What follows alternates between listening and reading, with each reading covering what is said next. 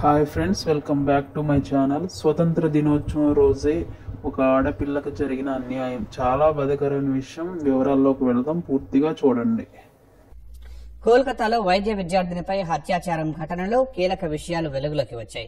ఘటన తర్వాత నిందితుడు ఇంటికి వెళ్లి హాయిగా నిద్రపోయినట్లు తెలిసింది.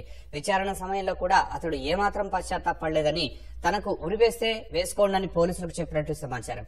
కేసును ఆదివారంలోగా పరిష్కరించకపోతే సిబిఐకి అప్పగిస్తానని బెంగాల్ సీఎం మమతా పోలీసులకు అల్టిమేటం జారీ చేశారు. అటు విద్యార్థుల డిమాండ్ మేరకు ఆర్జీ కార్ వైద్య కళాశాల ప్రిన్సిపల్ రాజీనామా చేశారు. హత్య చేసిన నిందితుడికి అస్సలు పశ్చాత్తాపం లేకపోవడం చాలా బాధాకరమైన విషయం. నేటి సమాజంలో తీరు ఎలా ఉందో మీరు గమనిస్తున్నారా? నిజంగా సమాజం ఎటు వెళ్తుందో అర్థం కాని పరిస్థితిలో ఉన్నాం మనం. మన ఆడపిల్లలు బయటికి వెళ్తే మళ్ళీ తిరిగి వస్తారో లేదో తెలియని దుస్థితిలో ఉన్నాం. నిజంగా మహాత్మా గాంధీ చెప్పారు కదా, ఎప్పుడైతే ఆడపిల్ల అర్ధరాత్రి 12 గంటలకు ఒక్కతే వెళ్ళి తిరిగి రాగలదో అప్పుడే నిజమైన స్వతంత్రం వచ్చినట్టు ఇండియాకి అని. అది ఇంకా రాలేదేమో అనిపిస్తుంది. 78వ సంవత్సర వేడుకలు చాలా ఘనంగా జరిగాయి, కానీ సమాజంలో ఆడపిల్లల పరిస్థితి చూస్తుంటే ఎంత బాధాకరం, ఎంత వేదనకరం.